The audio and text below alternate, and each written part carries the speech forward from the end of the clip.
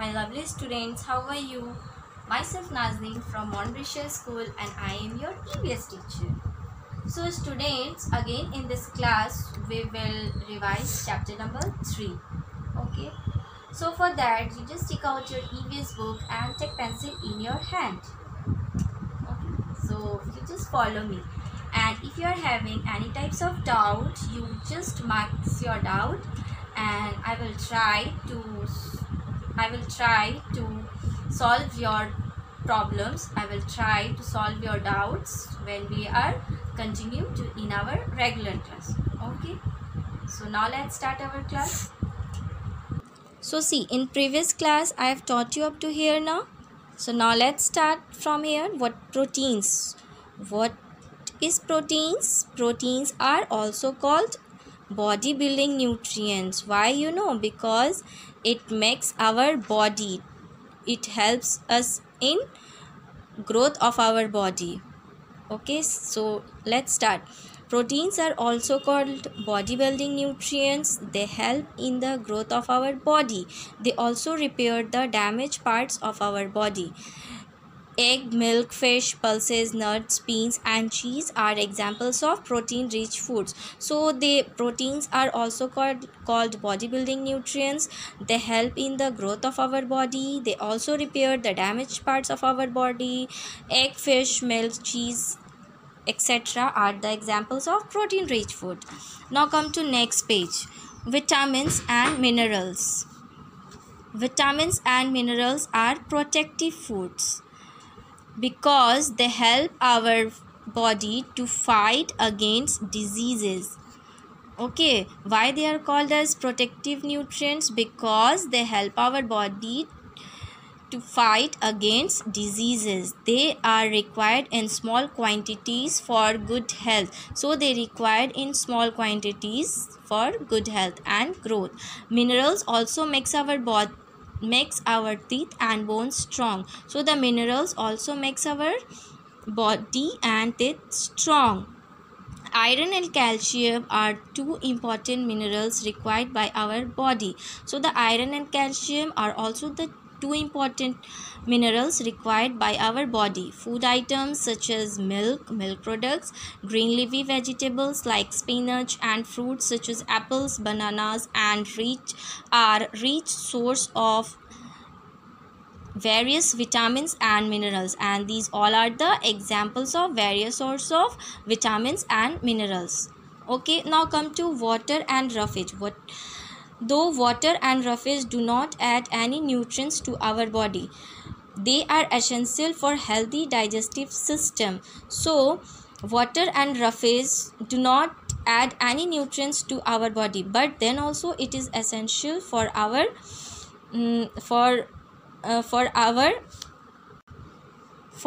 healthy digestive system. Okay, water makes up nearly 70% of our body weight. Water helps to digest our food and also remove waste from our body through sweat and urine. So water makes up nearly 70% of our body weight. It also helps in digestion of our food and remove waste from our body through sweat and urine.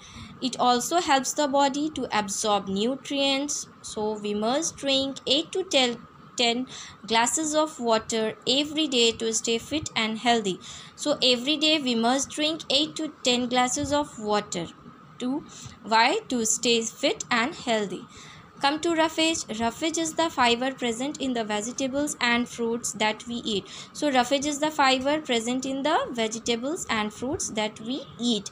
It helps in the body to get rid of the undigested food. So salads contain good amounts of roughage. So the rough examples of roughage is the salads. It contains good amount of roughage. Okay, now come to enhancing the nutritional value. Okay, so there are few methods of preparing food by which the nutritive value of food is increased. So there are few methods from which we can increase the nutritive value in food. substance by microorganisms. Okay, so sprouted grains such as grams and pulses are rich in vitamins and proteins. So the sprouted grains you know, as such as grams and pulses are rich in vitamins and proteins, and grams and pulses also rich in vitamins and proteins. Like sprouting, fermentation also increase the taste and nutritional value of food. For example, idlis are made. So like sprouting, fermentation also increase the nutritional value of food. For example, idlis are made, come to next page, from fermented dough. So idlis are made from fermented doughs. The dough is left overnight to ferment and steamed to make it idlis. So that doughs are left over the night for the fermentation and steamed to make idlis, and then it's steamed to make idlis. Okay, now come here.